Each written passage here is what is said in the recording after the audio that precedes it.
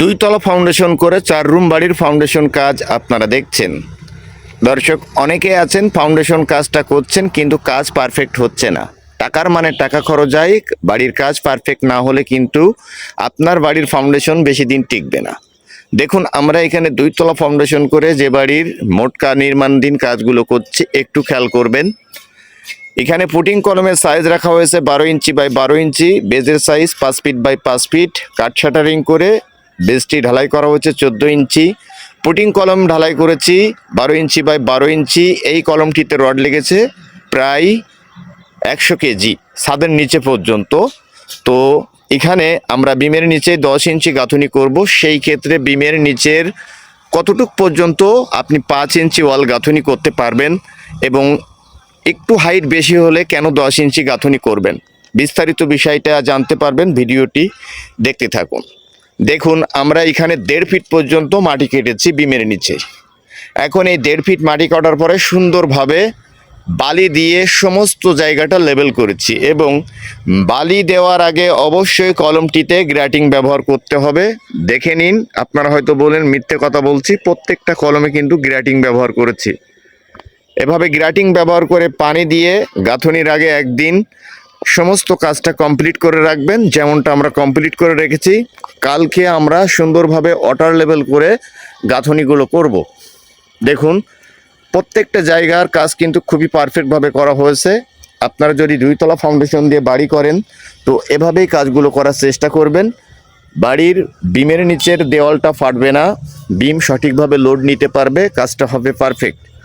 তো এখানে মোট যে 15 ইঞ্চি সলিং দিয়েছি, 15 ইঞ্চি সলিং থেকে আমাদের গাঁথুনি আছে 3 ফিট। এই 3 ফিট 10 ইঞ্চির গাঁথুনি করব এবং এই 3 ফিট 10 ইঞ্চি গাঁথুনি করার পরেই আমরা বাড়ির ভিটা লেভেলে বিমটা ঢালাই করব। তো হয়তো বলতে পারেন যে আমরা প্রচণ্ড মিথ্যে বলছি, আসলে বিষয়টা এমন না।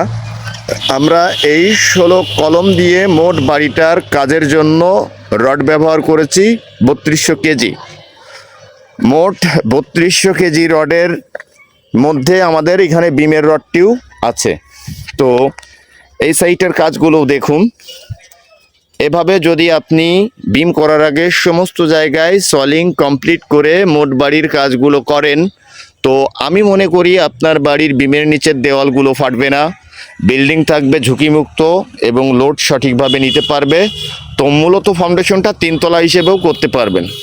মূলত বাড়ির কাজ করলেই কাজ না, কাজটা যদি সঠিক এবং নিখুঁতভাবে হয় তাহলেই কিন্তু কাজটা হয় পারফেক্ট। তো এখানে আমরা যে কাজগুলো করব আপনারা পার্ট বাই পার্ট দেখতে পাবেন। দেখুন, এই কলমটাই গ্রাটিং দেওয়া হয়েছে মাটি দেওয়ার আগে, মতলব ভিট বালু দেওয়া। এই কলমটিতে আমরা ভিট বালু দেবো। দেখুন, আমাদের ভিট বালু রয়েছে। এই বালু আমরা কলমের ভিতরে দেব, তার জন্য আগে থেকে পানি ভরাট করে রাখছি। দেখুন, হয়তো বলতে পারেন মিথ্যে না। দেখুন, কলমে গ্রাটিং ব্যবহার করা হয়েছে বালু ভরাট করার আগেই।